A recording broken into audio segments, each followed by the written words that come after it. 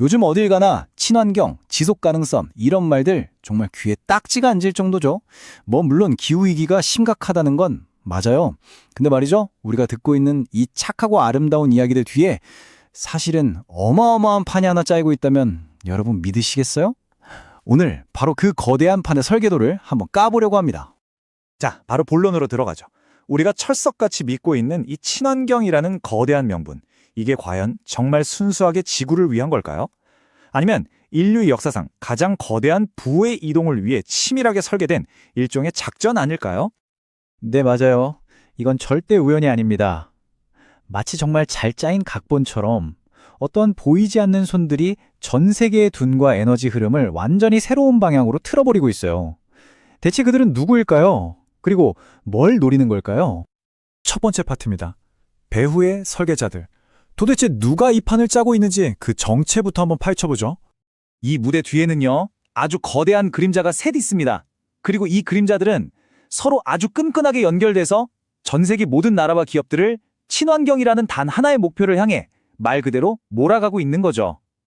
첫 번째, 그림자. 이건 그냥 돈 그 자체입니다. 블랙록, 뱅가드, 스테이트 스트리트 들어보셨나요? 세계 3대 자산 운용사. 이들은요, 그냥 전 세계 웬만한 대기업들의 실질적인 주인이라고 봐도 무방합니다. 자, 이들이 굴리는 돈 규모가 어느 정도인지 한번 보세요. 2경 7천조 원. 와, 이게 감이 오시나요? 대한민국 1년 예산의 40배가 넘는 정말 상상도 안 되는 돈입니다. 바로 이 어마어마한 돈의 힘으로 기업들을 압박해서 친환경해! 라고 시키는 겁니다. 돈줄을 쥐고 흔들면 뭐 세상의 규칙은 그냥 바뀌는 거니까요. 바로 이 한마디. 기후 리스크가 곧 투자 리스크다. 이게 모든 것의 시작이었어요. 세계에서 제일 큰 자산운용사 회장이 이 말을 딱 뱉으니까 전 세계 모든 기업들이 이걸 무슨 명령처럼 받들기 시작한 겁니다. 왜냐고요? 간단하죠. 투자 못 받으면 회사는 그냥 망하는 거니까요. 생존이 걸린 문제인 거죠. 두 번째 그림자는 바로 우리가 매일 쓰는 서비스를 만드는 거대 기술 기업들입니다. 이 회사들이요, 사실 친환경 에너지의 제일 큰 손이에요. 제일 많이 쓰고 제일 많이 투자하죠. 왜냐면 그 어마어마한 데이터 센터를 돌리려면 전기가 엄청나게 필요하거든요. 근데 이 큰 손들이 우린 이제부터 재생에너지만 쓸 거야 라고 선언해버리면 그 밑에 있는 수많은 협력업체들은 뭐 그냥 따라갈 수밖에 없는 겁니다. 선택지가 없어요. 그리고 마지막 세 번째 그림자. 바로 국가, 즉 정부 세력입니다. 특히 중국을 보세요. 전 세계 태양광 패널의 80%를 장악하면서 이 시장의 패권을 완전히 쥐어버렸죠. 또 노르웨이나 유럽의 거대 국부 펀드들은 녹색 채권 같은 걸로 오직 친환경 사업에만 돈이 흘러가도록 물길을 아예 바꿔버리고 있어요. 이건요, 그냥 환경보호 차원이 아닙니다. 국가의 생존이 걸린 아주 치밀한 전략인 거죠. 자, 그럼 이 엄청난 힘을 가진 설계자들, 이들이 정말 순수하게 지구의 미래를 걱정해서 이러는 걸까요? 이제부터는 이들의 진짜 속셈이 뭔지 그 진짜 목표를 한번 파헤쳐 보겠습니다. 이 표 하나가 사실 모든 걸 말해주죠. 겉으로 내세우는 명분은 정말 그럴듯해요. 뭐 기후위기를 극복하자, 인류의 미래를 위하자, 다 좋은 말이죠. 하지만 그 속을 들여다보면요. 수십조 달러짜리 새로운 시장을 만들어서 기존 자본의 리스크는 줄이고 이 새로운 부를 자기들끼리 독점하겠다는 아주 차가운 계산이 깔려 있는 겁니다. 그래서 이걸 두고 설계된 위기라고 부르는 겁니다. 이게 뭐냐면 이미 성장할 대로 다 성장한 선진국들이 이제 막 크려는 개발도상국들한테 야, 너희는 이제 값싼 화석연료 쓰지 마! 하고 막는 거예요. 한마디로 자기들은 실컷 쓰고 올라온 사다리를 그냥 걷어차버리는 거죠. 이때 환경이라는 명분은 정말 너무나도 효과적인 무기가 되는 거고요. 결과는 아주 뻔합니다. 지는 세기를 지배했던 석유재벌 같은 옛날 기득권은 이제 몰락하고요.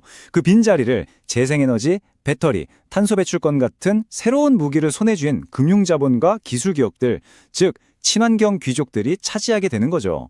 인류 역사상 가장 거대한 부의 재편이 바로 지금 우리 눈앞에서 벌어지고 있는 겁니다. 이건 절대 평화로운 전환 과정이 아니에요. 이건 전쟁입니다. 총성 없는 전쟁. 자, 세 번째 파트에서는 이 녹색이라는 이름으로 벌어지는 전쟁에서 어떤 무기와 전술들이 사용되는지 한번 보겠습니다. 옛날에는 관세로 싸웠다면 이제는 환경 규제가 새로운 무역 장벽이 됐습니다. 자, 보세요. 1단계 대기업이 하청업체한테 너희 이제부터 전기 100% 재생에너지로 안 바꾸면 거래 없어 라고 압박합니다. 2단계, 정부는 탄소 많이 뽑는 제품이 국경을 넘어오면 어마어마한 세금을 매겨버립니다. 자, 그럼 결과는 3단계, 돈도 기술도 없는 나라나 중소기업들은 그냥 조용히 시장에서 사라지는 겁니다. 게임 끝이죠. 심지어는 대놓고 위선적인 짓도 벌어집니다. 이른바 위장환경주의. 실제로는 뒤에서 환경 파괴하면서 겉으로만 친환경 기업인 척 포장하는 거예요. 왜냐? 대중을 속여서 이익은 최대로 뽑아내고 규제는 쏙 빠져나가려는 아주 고도의 전략이죠. 바로 이 지점에서 환경은 그냥 핑계고 결국 돈이구나 하는 의심이 확신으로 바뀌게 되는 겁니다. 근데 정말 무서운 건 따로 있어요. 바로 기술 독점입니다. 만약에 태양광이나 배터리 같은 핵심 기술을 중국 같은 특정 국가나 몇몇 기업이 완전히 독점해버리면 어떻게 될까요? 전 세계는 미래 에너지를 쓰기 위해서 마치 도로 지날 때 통행료 내듯이 이들에게 막대한 친환경 통행료를 갖다 바쳐야만 하는 겁니다. 빠져나갈 수 없는 구조에 갇히는 거죠. 자, 이 모든 상황을 딱 두 가지 관점으로 정리해 볼 수 있겠네요. 하나는 이게 정말 인류의 생존을 위한 위대한 전환이라는 아주 긍정적인 시각. 그리고 다른 하나는 특정 세력이 이윤과 통제권을 독점하기 위해 벌이는 거대한 담합이라는 비판적인 시각입니다. 자, 지금까지 우리가 살펴본 증거들을 보면 여러분은 어느 쪽 이야기가 더 현실적으로 들리시나요? 이제 마지막 파트입니다. 지금까지 나온 이 모든 조각들을 하나로 쫙 맞춰보면 과연 어떤 그림이 완성될까요? 이 설계자들이 그리고 있는 새로운 세계, 그 섬뜩한 청사진을 지금부터 들여다보겠습니다. 어쩌면 가장 소름 돋는 부분은 바로 이겁니다. 탄소 배출량을 줄여야 한다는 그럴듯한 명분 아래 여러분이 어디를 가고 뭘 사고 뭘 먹는지 말 그대로 여러분의 모든 일상이 데이터가 돼서 감시당할 수 있다는 겁니다. 바로 녹색 감시사회가 오는 거죠. 환경을 지킨다는 이 아름다운 명분 뒤에 우리의 이동, 소비, 심지어 식습관까지 통제당하는 사회. 이게 정말 여러분이 원했던 미래입니까?